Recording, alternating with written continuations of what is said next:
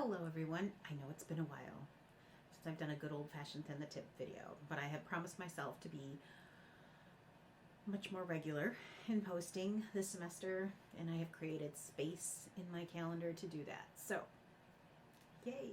Anyway, so tonight I'm working on this reed that has a slightly sharp crow and a shy low crow.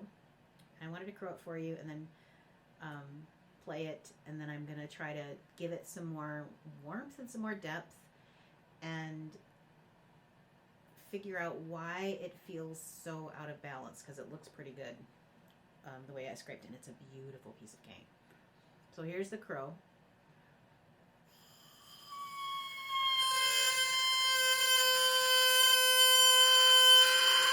And it's really not bad. Normally I fixate on the tip crow, but now what I'm really fixating on is what's happening with the low crow and how those vibrations are kind of settling in. At first glance, it's like, oh, that's pretty good. Then as I blow harder, you can kind of hear some rumbles kind of crop into it.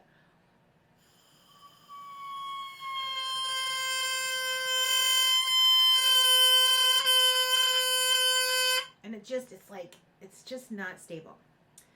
And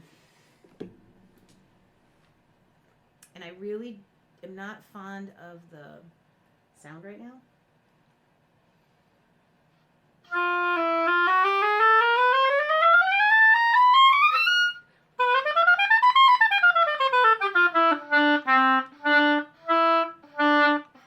It's a little like, that's where I can feel that low crow is not quite balanced right. And it has a nice quality about it, but it feels like I'm having to do the controlling with my embouchure to get it to where I want to go. So I'm going to mess around with this, and I can already tell that what I really need to do is clean up the sides of the tip. And I have two different angles going on in terms of the V. And so I'm going to make those more symmetrical, and then we'll see what we got. All right, so that's why I love reed making. So one blade had a V that looked like this. The other one had a V that looked like that. So, well, to be more accurate, the one on the other side looked a little like this.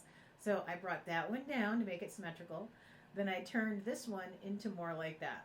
And this is what we have now.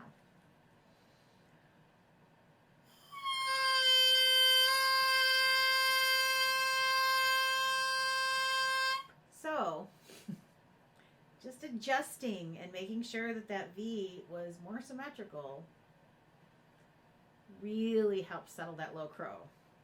Now there's another problem. I'll show you in a second.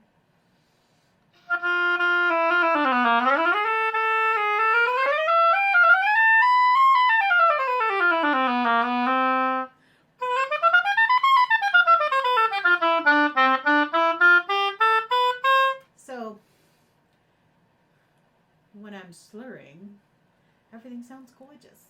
But when I tongue, all of a sudden, I'm not getting the bottom and I'm not getting the depth in the crow. So I predict that when I crow this for you now, the low crow is going to disappear and the pitch is going to squeal up on the crow.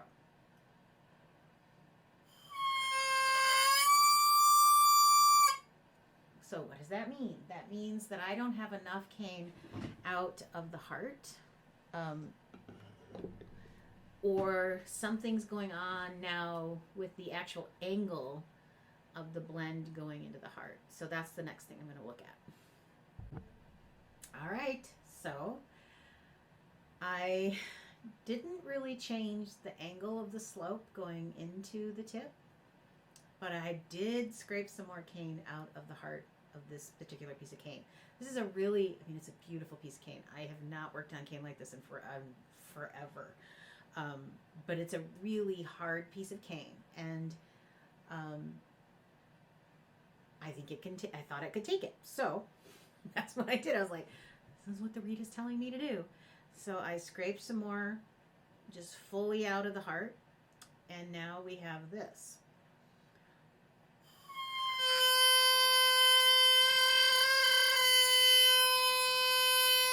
So there's still a little bit. You can hear a little bit of rumble down at the bottom, but I don't care.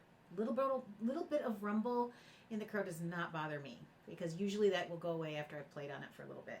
And sometimes if you try to get it out, like, and make this pristine, clean crow, you end up kind of over scraping the reed, which makes the reed feel like, yeah, it sounds great, but you can't get any volume out of it because you've scraped and tightened it up so much that it just is like this one dynamic level. But anyway, I'm talking too much. Here's what it sounds like. Fingers crossed.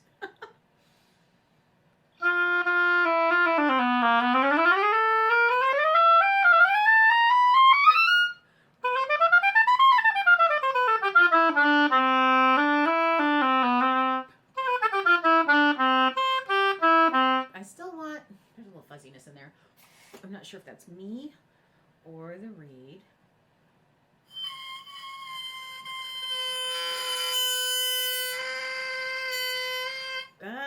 So it's a little unstable in there.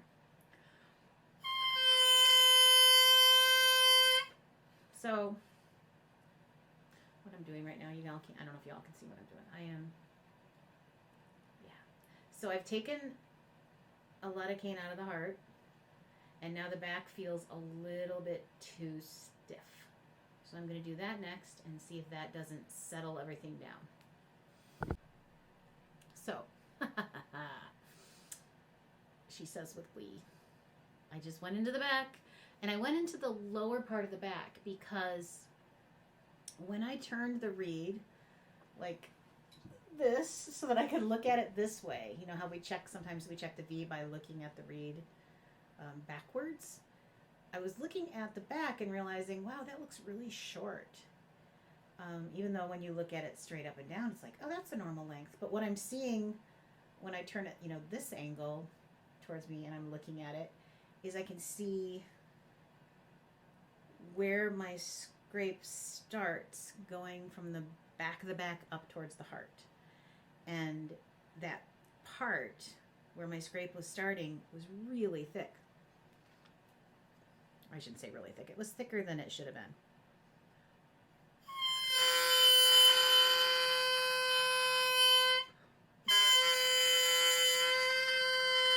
Now I've dropped a little bit in pitch, but let's just find out if that's a true statement, or if after I noodle on this thing and then crow it, if it goes back up.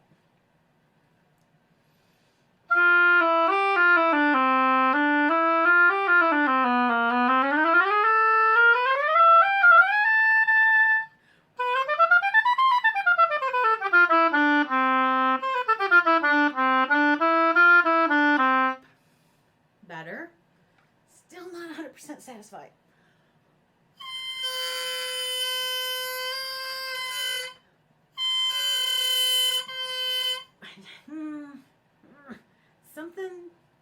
Something's not right between the tip and the heart. I can feel it. And that's why I'm getting that kind of weird, I don't even know what you want to call it, chattery crow. So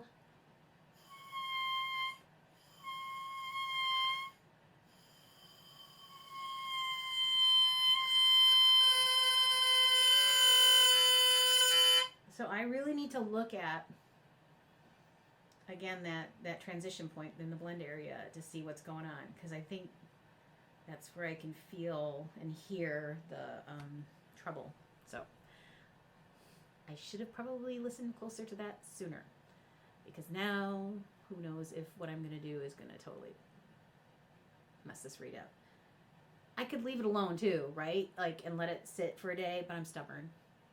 So I'm going to keep going with it. Stay tuned. I mean, I'm speechless because, my friends, I should have followed my own advice and just thinned the frickin' tip. Because looked at it closely and sure as shooting, one blade. Okay, I don't even know if I can explain this. I can explain it well enough. Like, when you don't get the sides of the tip thin enough on both blades in the same way, it's like the curve of that tip is just a little bit different on one blade than the other. So I'm looking at this reed and I'm going, oh, well, crap. I just need to take a little bit more off the sides of the tip on the very bottom of the V. And really just listen to the clarity and the response that I want in the tip. And now we have this. So much clearer and cleaner and up.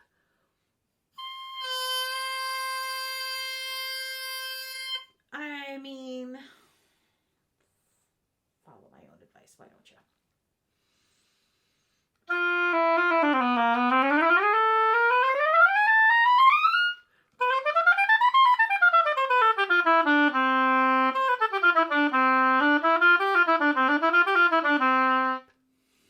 Now that we're going to leave alone. If I were to be honest, I'd say it's not 100%, but I think that's as close as I'm going to get tonight.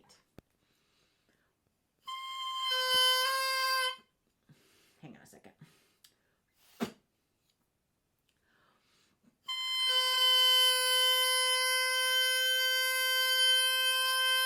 And that's a little flat of a C, but remember, that is what I like because I use a lot of air.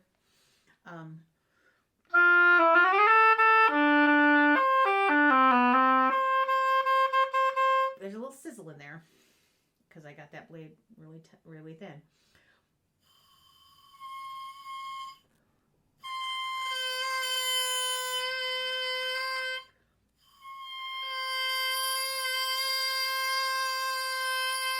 And now, because I have done so much on the tip,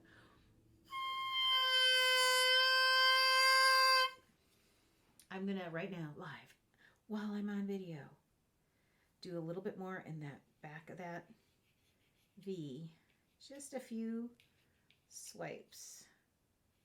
Because generally speaking, if you do something to the tip at this stage, you should probably balance that with something out of the back. And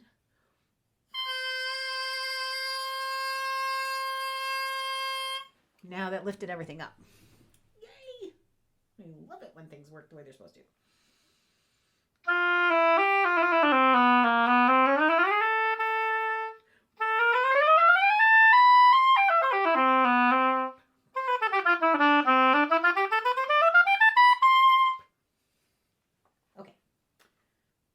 Leave it alone before I screw it up. That's where we are now. So I have no idea what to call that process that I just shared with you. I'll have to think on it, but maybe it will be helpful to someone. And if not, maybe it was entertaining. So I promised myself to try to do this once a week. It helps me also when I do it because it helps me process and really think about how I want to explain things. I'll take some pictures though, because I'm serious, people. It is like the nicest piece of cane. And it's my last piece of cane from this batch of cane that I bought in 2018. So sad. But at least it's going out with a bang. All right, long enough. I will see you in the next one.